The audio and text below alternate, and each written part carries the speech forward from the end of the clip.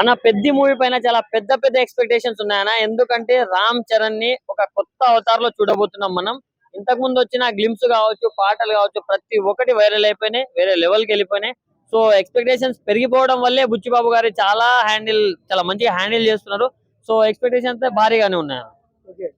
So మనం చూస్తున్నాము cricketer గా ఒక లుక్ అండ్ ఫైల్ మ్యాన్ గా ఒక లుక్, వేరే లుక్ కూడా ఉందంటున్నారు. యా, సో ఎలా ఉండబోతుంది అనుకుంటున్నారు?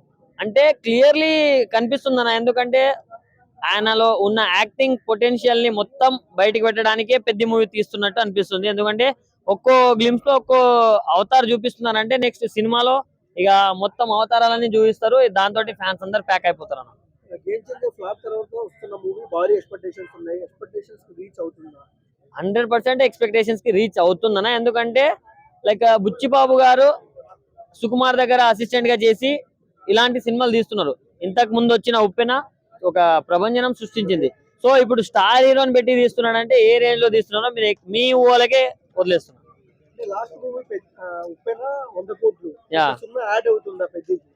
1000 కోట్లు రామ్ చరణ్ కి చాలా ఈజీ అన్న. ఎందుకంటే బ్లాక్ బస్టర్ టాక్ వస్తే. బట్ అటు ఇటు అయితే మాత్రం చాలా కష్టం అయిపోద్దన. ఎందుకంటే మన టాలీవుడ్ నుంచి పెద్ద పెద్ద హీరోలు అంటే అల్లు అర్జున్, రామ్ చరణ్, ప్రభాస్, మహేష్ బాబు, పవన్ ఇట్లా అనుకుంటాం. సో దాంట్లో వాళ్ళకు 1000 కోట్లు చాలా ఈజీ. ఎప్పుడు వరల్డ్ వైడ్ గా మంచి టాక్ వచ్చినప్పుడు.